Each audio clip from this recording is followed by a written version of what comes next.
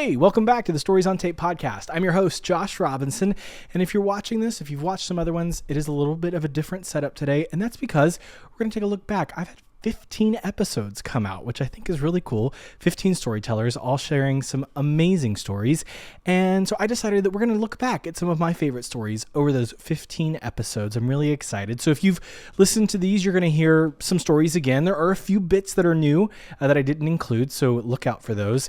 And I ended it with Shannon Stewart, one of my favorites. She read a poem in her episode, and I think it's just a really good reminder as we get ready for the new year. So I hope you enjoy. And if you're like, I'd love to give Josh a present this holiday season, please share Stories on Tape with your friends and family. I am this close to having 500 total downloads, which is really exciting. So if you wouldn't mind on Instagram or YouTube sharing one of your favorite clips, just letting people know to follow us, it would mean a lot. This has been a lot of fun, and I've got some great storytellers coming up in the next few weeks. But I would really appreciate it if you wouldn't mind sharing us on Instagram, TikTok, Facebook, YouTube, wherever you watch, and just letting people know that you're enjoying it and they should follow along as well. So please enjoy this look back of some of my favorite stories from this year.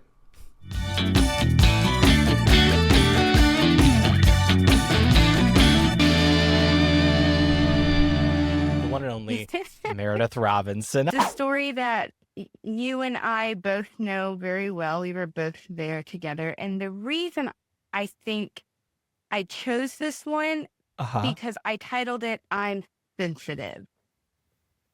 Because I'm a sensitive person. You know more than anyone, or as much as anyone else in the family, I'm a sensitive person. I get my feelings hurt very easily, especially if you're a loved one in my life, right? Okay.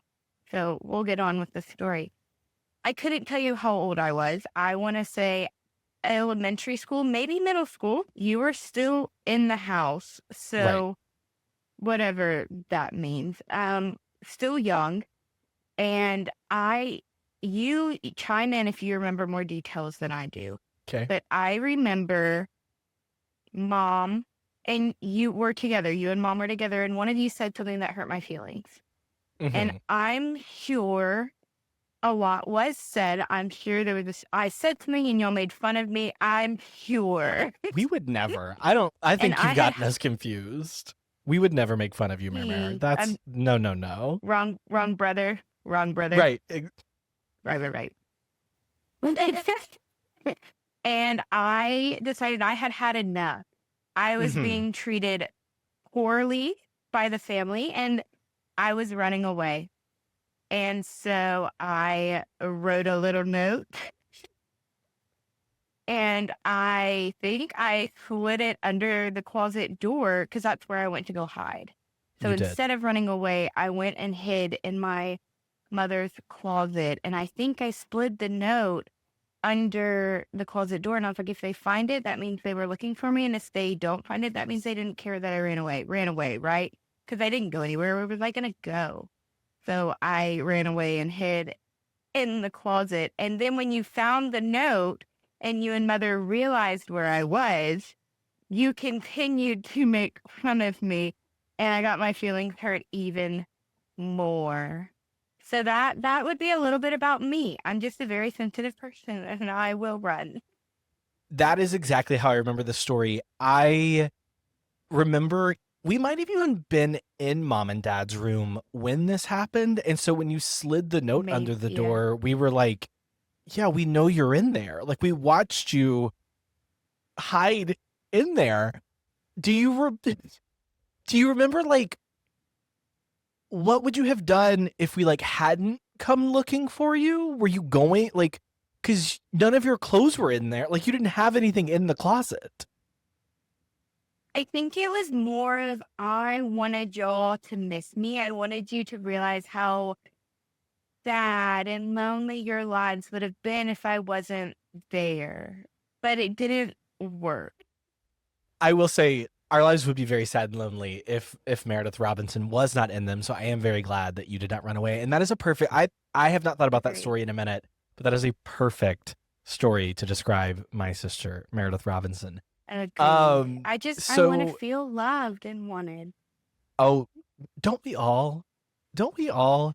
I think Right. we both Right. are very similar in that way. It's the one and only Megan Splon. Megan, thanks for being with us today. Thank you for having me. And I met Brian, my husband, working on Good Eats. He came in like I did as a PA, a production assistant.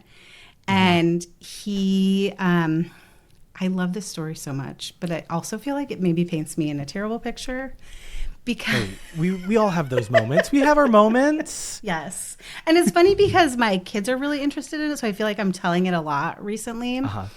Of Brian came on as a production assistant on a season of Good Eats. And the way the Alton studio was set up is there was this giant, beautiful test kitchen with like multiple ranges, multiple ovens. We had all this like open shelving with multiples of like almost every kind of equipment that you could imagine. Plus there was even more culinary storage in another part of the building. But for the rest of the crew to eat luncheon and have coffee and breakfast in the morning and craft service, there was a little teeny tiny kitchen on the other side of the studio close to the production offices. And so production assistants were in charge of like setting up coffee for the next day, making tea water and another pot of coffee in the afternoon. And Brian came into the test kitchen, the culinary department kitchen, and tried to take an electric kettle off of one of the open shelving racks. And I was in the kitchen probably prepping food for the next day's shoot. And I yelled at him.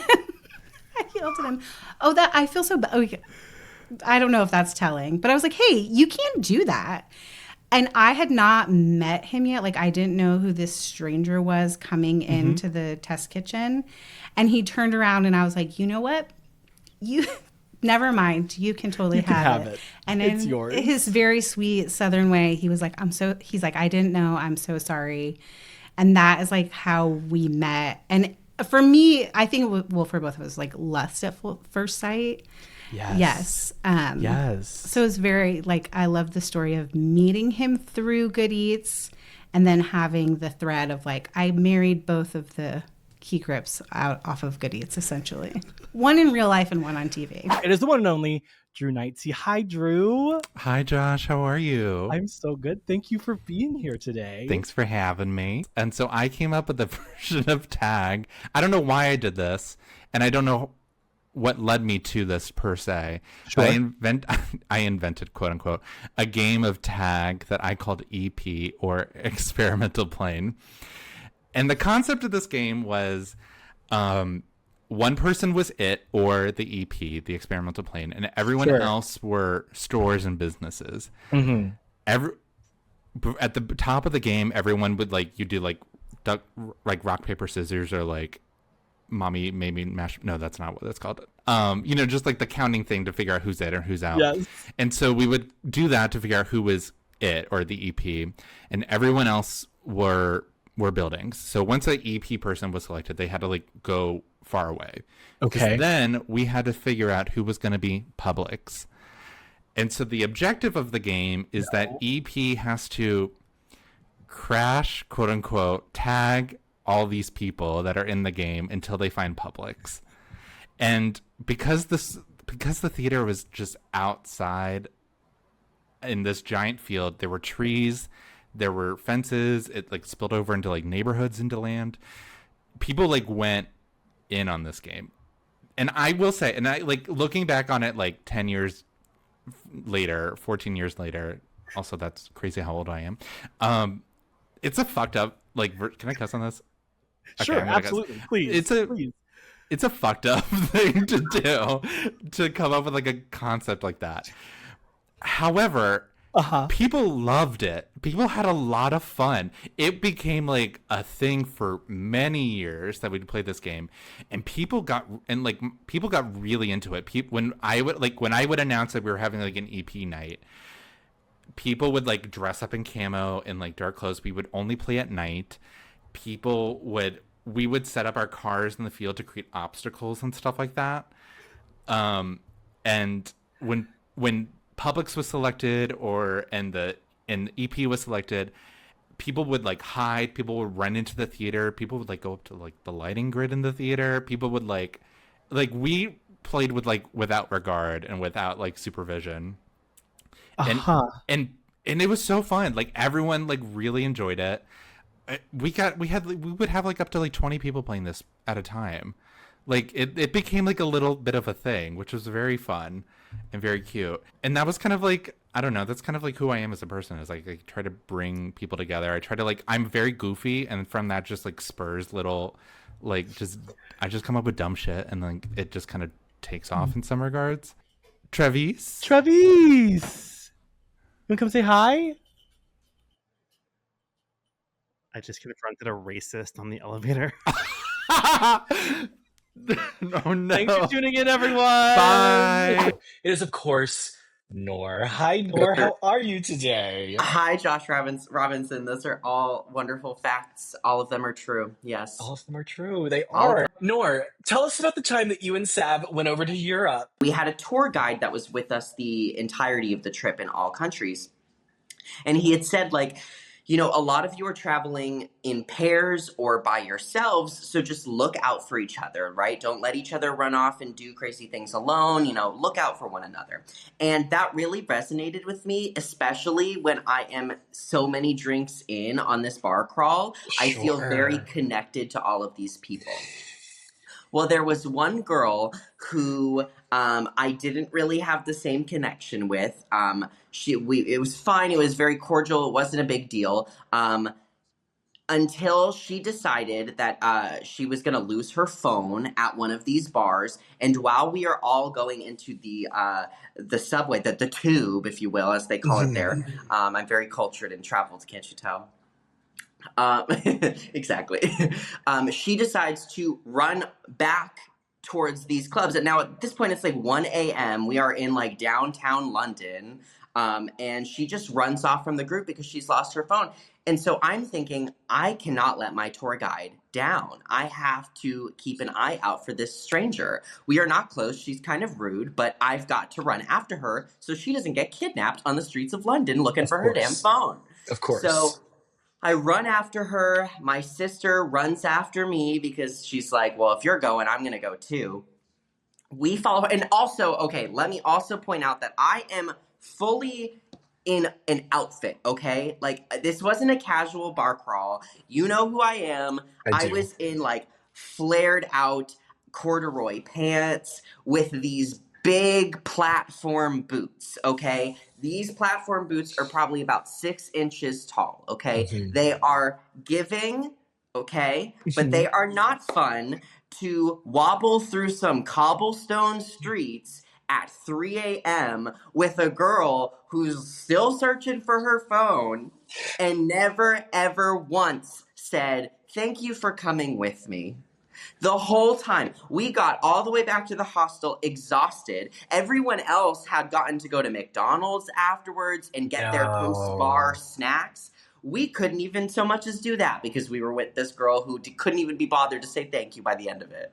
We were so mad. Did she find the phone? No! No. She never found the phone. She had to go to AT&T the next day and get a new phone. They're always ready to educate you on the things that entertain but do not matter. It is, of course, Knox McCoy and Jamie Golden from the Popcast. Y'all, thanks for being with me today. What an honor to be here. Thank you for having us. We are delighted to be in your presence. I'm very honored to have a smart, better than me brother. To be honest, yeah. Jamie, I've never asked you this. Does he have like a phrase, like a catchphrase that he does? No, you know? No, it's maddening because I've explained to him the marketing of it all because I'm like, I can make you a big star. And he's like, what do you know about the internet? And I'm like, actually, more everything. than you think. I know all the things about the internet. Keith Golden Showers. He's like, I'm not. We'll try it out. Well, I'm going to call him that now. I'm going to call him a weather that girl now. here, and her name's Hannah Sky, and I'm like, that's genius. Like, did you pick that name or did the name like pick your profession? I don't know. I was going to say, though, but with Golden as the last name, there's potential there. I don't know if Golden Showers is where we're going, but I like there's this. no umbrellas in a brainstorm, Josh, so we're riffing here, you know? We're just trying. We're trying anything. We're just trying to help Keith. You're right. Get monetized on Facebook. That's all we're trying to do. I love that. Yes, as I'm the oldest of 4, I have 3 little sisters. My favorite story is the West Tennessee State Fair. There is an event called the Banana Derby. Would either of you like to guess what happens at a Banana Derby? A banana is strapped to the back of a monkey, and then they race. You got monkeys are involved. Yeah. Listen, do you know how? Why I guess that is because at the Alabama State Fair, monkeys ride dogs and they race. That's exactly what it is. Monkeys riding dogs. Is a banana like the thing that they put in front of the monkey or the dog to tease it forward? That's a great question. Not involved? I don't know where the banana comes from other than there are monkeys. I have no idea. I'm sorry that I did not give Knox an opportunity to guess. I'm sure that was going to be my exact guess, Jamie, so it was same. It was same. It is Jake Cleve. Jake, thanks for being with us today. Hey, thank you so much. I'm so excited to be here. When I first moved here, here in June, I had a friend reach out to me like probably 2 weeks into me moving to the city. And he texted me and he was like, hey, are you able, like, do you have a black suit? That was all I got. And I was like, yeah, why? Keep in mind I didn't have a black suit, of course. But yeah, why? And he was like, we need somebody to work the Tonys. Like, we need somebody to go to the, like, help the production team with the Tonys. Like, would you be able to do it? And I was like, yeah. I had to work that day I worked at Target when I first moved here because that's where I worked in college. So I was like, sorry, Target, but I did call off. I was like, if nobody picks my shift up, I'm calling off. I don't care. But so my grandma, that came to see the show, I told her that I was doing the Tonys and she was like, I'll buy your suit. I'm so excited for you.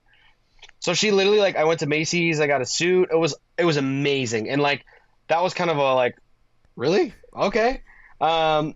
But yeah, so I ended up working the Tonys last year. And so I was part of the production team. So I had an in-ear mic, or in-ear monitor with a walkie-talkie. I had an all-access pass. Yes. So I could go anywhere. They're like, you can literally go anywhere you want. Just don't get in anybody's way and you'll be fine. So I was backstage, and I have a friend of a friend in Hell's Kitchen. And so they were going on stage. They were waiting back in the wings, and I saw him. His name's Oscar. And I was like, oh, my God, you're Oscar, right? And he's like, yeah. I'm like, oh, I'm Jake. I'm friends with blah, blah, blah. And so that was, really, really cool, too.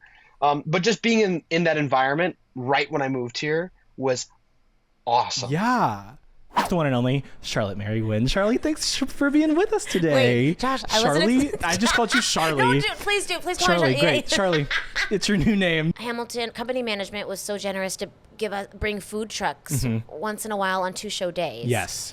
And there were 2 food trucks. One was a dinner or Mexican food or something. Yes, a protein. And then the next was an ice cream truck, wasn't it? Okay. Yes. Oh my gosh, no. Okay. Yes. It was an ice cream truck, and then there was something involving an ice cream.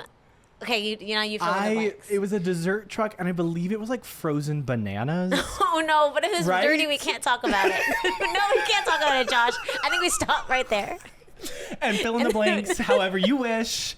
Because this has to be rated G. I see. We don't know where this is going to go. We can be PG. Okay. We can be PG. Disney's PG. We can be PG. Oh, okay. Yeah. Then I think we leave it at that. Yeah. And so Charlotte and I giggled, tee-heed, ha-ha'd, had a great time. We're 7. Let's be honest. We're 7-year-olds. Yeah. That's where our sense of humor went.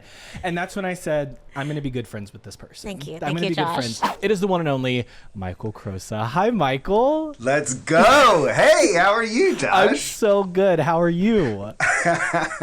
Good. For our first date, I said, hey, I know it's a long drive. I want us to make sure we have plenty of time to make your drive worth it.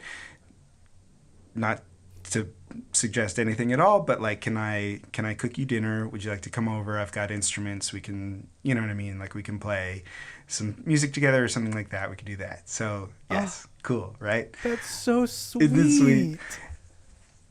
And so she came over, and we cooked dinner, had all my bachelor pad furniture, of course, one of those outdoor glass tables inside with a plastic tablecloth, and but hey, doing my best. We were there, yes, and yeah, we've all been there. So we're having a good time. We're not looking at phones or anything. That's the sign of a good date, right? Absolutely. Of like you don't even know where your phone is, and so we, sure enough, we go play some songs. She shows me She Used to Be Mine from Waitress. Yes. Which, do you know that song? Oh, absolutely. That's like, it's perfectly in her range. And like that's like her, you know what I mean? That's her song. And so she's playing that for me, and I'm like trying to bang out the chords on the piano, and like I show her how to play bass guitar. She's never done that before, but I show her how to play like a 1-4-5 chord progression, and so then we're jamming and like whatever, and we're having a good time, and time's going by, right? It's dark out. It's like 10:30. We're cleaning up. She helped me do the dishes. We're cleaning up, and then all of a sudden, we hear on the door, boom, boom, boom, boom. Oh, shit. Hello? That's not a good thing at 10:30 p.m. No, this is not a good thing. So I'm like, oh, shit, I don't know what to do here. And I look over, and I see, like, the door's unlocked, and, like, shit, I should have locked the door. And she, like, she's kind of behind me, and then she goes, oh, I know what this is. And I thought, you do? And I'm thinking, like, does she have some, like, ex who's, like, coming to, like, bang on the door? He's got an axe outside or something like that? Like, what? And so she goes out, and she opens the door. She yells out to the yard, he's a nice guy! And then I hear out in the yard, well, it would have been nice to know that. Who was tracking her? Who was tracking her? Her best friend, her cousin, and her middle sister were incredible in the car in the front yard. How far had they driven? 45 minutes. Oh, because again, we weren't looking at her phones, and she even says she didn't even tell them, like, I'm not even, she didn't even set like a time of, like, if you don't hear from me, like, come get me. She didn't even do that. They just didn't hear from her. They knew that she was going to some stranger's house, and so they took it upon themselves to come and rescue her from the murderer who had her in the basement. And thankfully, I do love that they Thankfully, I wasn't. I also love that they didn't stay at the door. They, like, knocked and then, they I didn't, guess, like, went pull her back to out. the car, and then... They did, and they stayed on the street. She said they pulled down to the stop sign at the corner, and they just waited there. Because, we were already we were doing the dishes, we were already wrapping up, but... But, like, knocked and ran, and then, like... They waited for her ass. That's hysterical. But, man, she's loved. She is loved. And that's the thing. She was mortified, but, like, to me, that's, like, the biggest green flag. You know what I mean? Absolutely. And dude, it is proven true because, like, I married into such a good in-law family. I'm so thankful and lucky both that I have them as my extended family and that my son now has like, those are his aunties. Yes. Those women that came and, like, knocked on the door, those are his aunties. Hell yeah. Right? Can you imagine a more badass way? They're going to be the one he calls when something goes wrong in 15 years. And then you'll hear about it. You know what's funny is I didn't even make that connection until I'm telling you this story right now. Like, that's badass. Correct. It's my mom. Hi, Mom. Hello, Bob. How are you? I'm so good. How are you? I am doing really well. You and Meredith are very musical. Dad can sing. Mm-hmm. My grandmother used to sing at weddings. So the common denominator between my grandmother and my children would be me. Like, sure. one would think if Meemaw can sing, I can sing. It skipped a Right? generation, y'all. It skipped a generation. So big, it skipped a generation. But do I want to sing? Yes, I do. I so want to be able to sing. And so what do we call it, Mom? What do you mean? What do you call it? It's singing. I say I don't. It's maybe called, it is. No, what it's called is making a joyful noise. Is what it's called, and I do that joyfully every time. But correct. My son, my firstborn, looked at me one day as I'm singing. Usually my singing is with earbuds in while I'm vacuuming. Mm-hmm. And so in my head, no one can hear me because I'm vacuuming and it's loud. So I'm vacuuming. I finish. My son, I only have one, said to me, even in the angels in heaven aren't going to let you sing with them. Okay. Got it. Do we end the show on that? What do we do after that? It's the one and only Kim Fisk. Hi, Kim.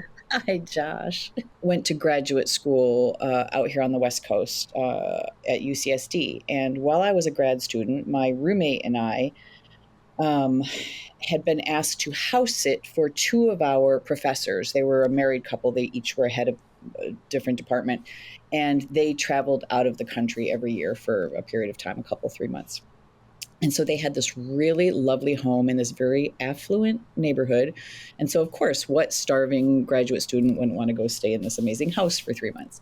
So we did. And my roommate and friend, actually got the opportunity to go to South Africa to work with Athol Fugard. So she went off for a period of time.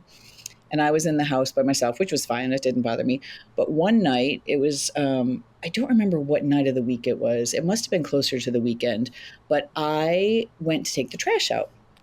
And this house sat it's in a village. Like I said, it's a very affluent neighborhood. And it sits in a village that is very kind of woodsy. So the house itself felt like you didn't have neighbors. It was like a lot of trees and stuff around. But just like a couple blocks away was like the little main street, which had restaurants and stuff.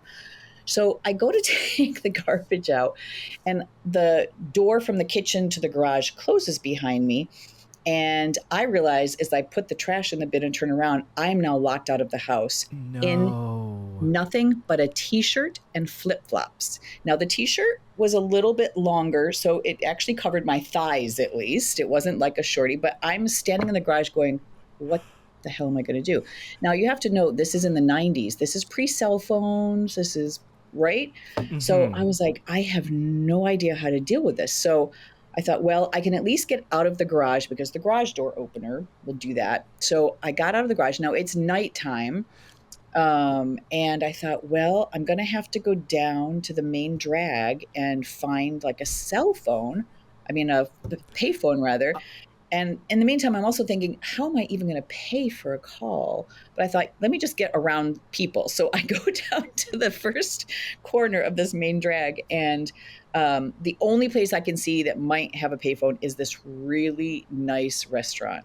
Of course. I'm like, okay, well, let me just go to the front maitre d' stand and at least sort of get inside and see what I can find out. So I go in and I say, hi, I know I'm not really appropriately dressed, but I just need a payphone. She goes, oh, sure. Just walk all the way through the dining room and all the way through the back and then turn left and go down the hallway into the restroom. And that's where the payphone is. I was like, okay. So I walk through this restaurant in my T-shirt and flip-flops and I get into the restroom. And I thought, okay, I'm going to call the security system on it. And I did know the number for the security company because it's like an 800 and then the name of the company. I was like, okay, I can figure this out. So I called that number and they said, oh, in order for us to come and let you in, we have to call the owners and make sure that it's okay. Do you have the password? I said, yes, they gave me the password. Here's what it is. They're like, great, let us call Mr. and Mrs. such and such. So they I go on hold. Like 15 minutes later, this operator comes back and she says, well, Mr. and Mrs. such and such have decided that since it's the middle of the night, the cost of letting you in is like double what it would be. So they just said, go stay with a friend and come back in the morning and we'll come to let you in. I was like, I don't think they understand. Like, I'm in a restaurant in my t-shirt and flip-flops with like nothing. I was so mad. So I'm like, okay. We hung up and I was like, all right, I can call my friend Collect. So I called my friend Collect and she was like 20 miles away, but for some reason, she didn't have her car available. And she's like, okay, I'm going to call our friend Dennis. He's going to come get you or let you in or help you get in, whatever. So I said, okay, great. So I go back to the house. She calls our friend Dennis. And I realize when I get back to the house, there's all these creatures, again, wooded area, kind of foresty. So there's like all these like pretty harmless night creatures. But again, I'm like, so I go into the garage and I set up the ladder that I find in the garage. And I go and I sit on top of the ladder because I didn't want anything to get me on the ground. So I'm sitting on this ladder waiting. And eventually my friend Dennis shows up on his motorcycle. No. So it's not even like he can take me away with him.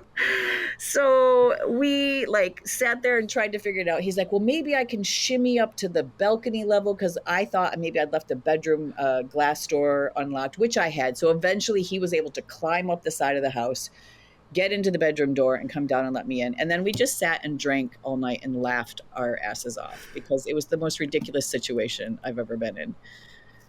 Anyhow, that's incredible. That is like a rom-com scene if I've ever heard of it.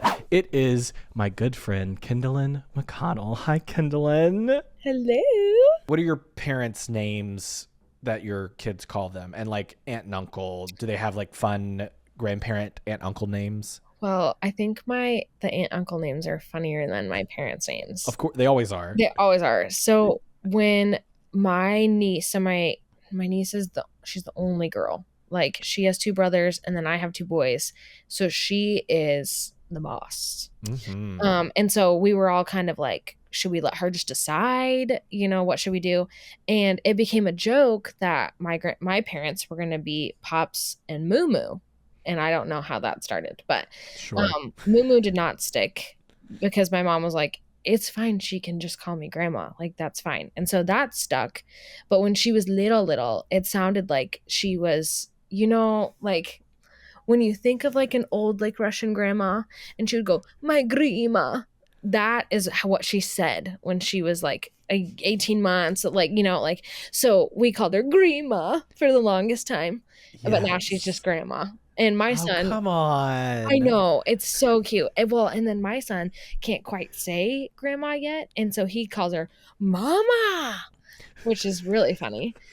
But Pops has stuck and all the kids have been able to say it. So my dad is Pops and he loves that, like changed his license plate to Pops. Like, yes, he loves being Pops. He thinks it's so fun. So that's been really cute. Well, then my brother, he's the only one that had kids. So until my kids came along, he didn't even have a name. Well, I don't remember which of the kids couldn't say. My sister's name is Bailey. I don't know which of them couldn't say Bailey. They called her Wee Wee instead. Yes. Which everyone thinks is hilarious. And it's been shortened to Wee because my son just, every time he goes over, he goes, Wee, you do this with me? Wee, you play football with me? And so that's how that happened. And then I don't know where it started, but my son calls my brother Trey Trash. He's Uncle Trash. Yes. It's so funny. And so he'll call him and be like, Trash, you take me in your tractor? Because Trey's a farmer and that's the coolest thing too, is having these big, huge machines. And so he'll say, Trey, you take me in your tractor? Trash, you take me in your tractor? So that's probably funnier than the grandparent names. But Trash and Wee. And what's your name? No one can say my name. So that's why that is, I'm Kinnanin, Kindawin, giving him an imina. Yeah. So that just whatever they managed to get out that sounds even remotely close. Kinnanen is pretty close, is what I get a lot of. It is the one and only Heather Hendrickson. Hi, Heather. How are you today? I'm well, Josh. How are you? I'm so good. I'm so excited. People, when things happen, they either become bitter or better. And obviously, like, I mean, it can be both, right? But there's always beauty in the journey.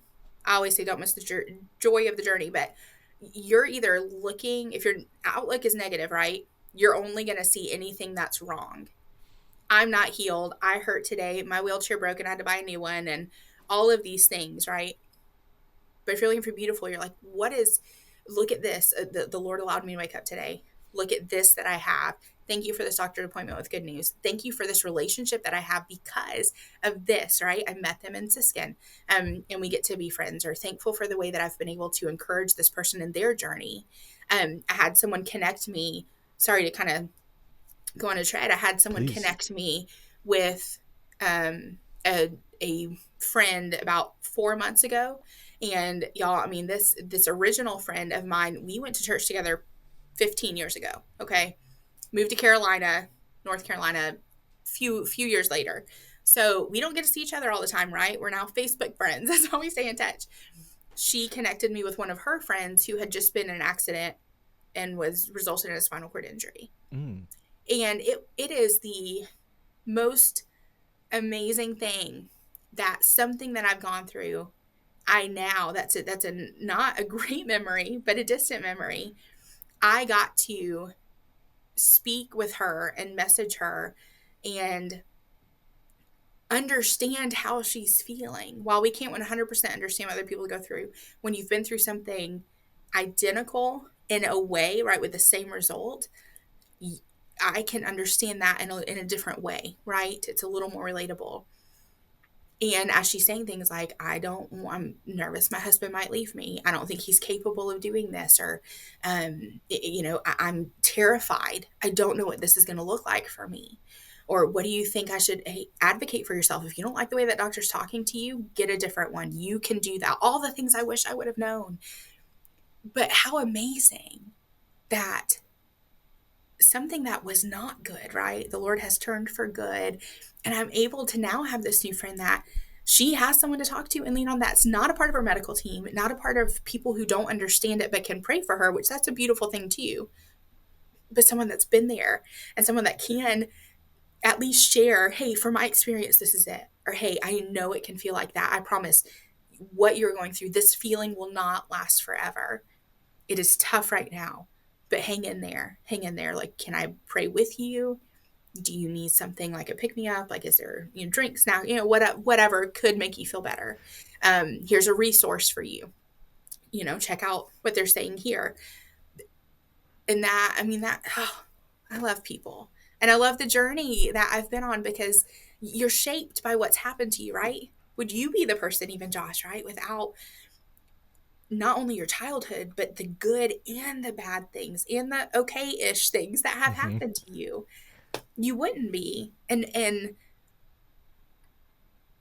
I just wish people loved life the same way. Absolutely. He's won 5 Emmys for doing just that. It's the one and only Derek Waller. Derek, thanks for being with us today. There's one right there. There it is. Yes, perfect. I want to talk about your dog. I followed you on socials for a little bit, and Barney is one of my favorites when he pops up. How did Barney come into your life? So Barney came into our life. It was December 2018, and we were sitting in our apartment, Nathan and I, and we had been talking about it for a while about adopting a dog. And then Nathan is looking on all the different websites from the different shelters, and they have pictures of the dogs. And he's like, why don't we go take a look? Which in hindsight, I realized, we were always going to come home with an animal. But he billed it as, let's just go look. Yeah. And so we went to Bidawee, which at the time was over on like 38th Street near, on the east side. They've moved since then. And we're looking through the different areas. They were running a special. There was like no adoption fee, so they were basically giving these dogs away. And the dog that we saw online, literally as we walked in, there was a family walking out with that dog. So, our dog is gone. So then we kept looking. we saw this little dog shivering, skin and bones, could see every rib in the back corner of his little, I guess, cage area. Very shy, and Nathan was drawn to him and really wanted him, and I was like, I don't know. I mean, he's kind of like, there was nothing about him, frankly, that drew me to him. So they bring him out, they put him in a room with us, and the first thing he does is he pees on the floor, and he's sitting there and he's shivering, and it's like, okay, what are we doing here? But then Nathan really liked him, and so we took him home. And I had no objection to it. I just wasn't like desperately like ready to take this dog home. And obviously, I was completely wrong because he's perfect in every way. And he's sleeping. I'll actually stand. Yes, please. We'll take a cameo. Oh boy, here he is. Oh. He's so precious. I know, and he's almost 8. Wow. 8 years old. He's wondering why I picked him up from his nap. But, he's like, why did you move me right now? A little Chihuahua mix, and he's tall and. Barney, you're so cute. Oh, he doesn't make noise. He's a perfect apartment dog. Yes, I say we are long-term cat sitting at the moment, and Grayson is currently also asleep on the couch, but he does not like being picked up, so I'll leave him over there. So what's it like having this companion with you? I know you were here in New York during the pandemic as well. So what was it like having a dog during that time? So it was interesting because Nathan and I both caught COVID like immediately, so March of 2020, and I'm sure it had something to do with the fact that I literally go out in public every day, and so I probably brought it home.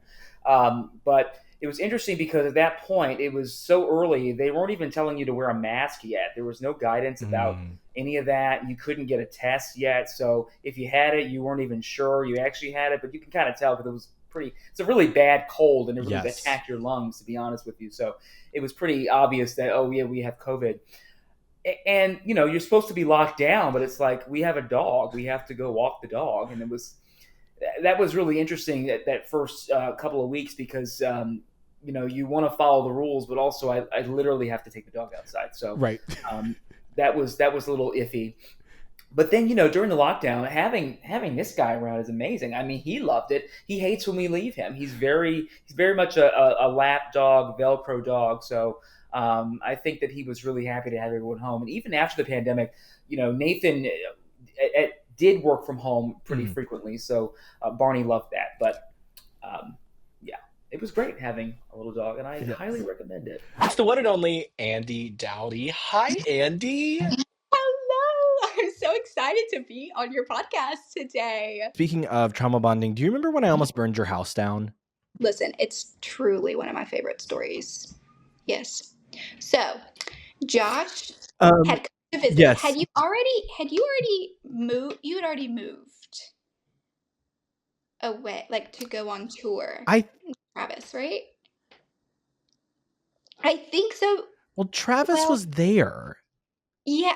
No, so I don't think you had gone on tour yet because he was coming to visit you. And so he came to our house and I think you were still in Jackson, but maybe not for long. I think that's right. You were in your new house. You were in the, Yeah, okay. So Travis came up. So I think you were still in Jackson. You had come over and you were like, Travis is going to come visit. Like, let's have dinner. And so we had like wine and charcuterie. And we were so excited to hang out with him because he was honestly just like so cool. He still is so cool. But we were in my backyard and we were just eating and sitting around like a fire, I think. And I had the back door, like it was in my backyard, so you could see the kitchen through my glass back door. And you had gone inside to grab something and came back out, and we're sitting there, and all of a sudden I hear the smoke alarm, the fire alarm. And Jacob's like, is that our fire alarm? And I'm like, oh, I'm sure it's fine. No big deal. But then it keeps going, and then we see smoke, and we run inside. I run inside first. Josh has set a bag, a really nice Disney World. Like, it was like Disney World Paris or something. It was such a nice bag. And he had set it, and the handle of it had caught on fire from a candle on my wooden island in my very wooden house and very wooden kitchen. And yeah, so I freak out. Apparently, I do not do well in those situations, but Josh definitely does. He is a very much take action person. He ran it, grabbed the flaming bag, didn't even care that it was on fire. I don't know how he didn't burn himself. Literally grabbed this bag, threw it in my sink, started running the water, and was like, "What's your problem?" But it was so, I think back to that, it was hilarious. And to this day, that island still has a burn mark on it from the very expensive, very fancy Paris Disney World bag.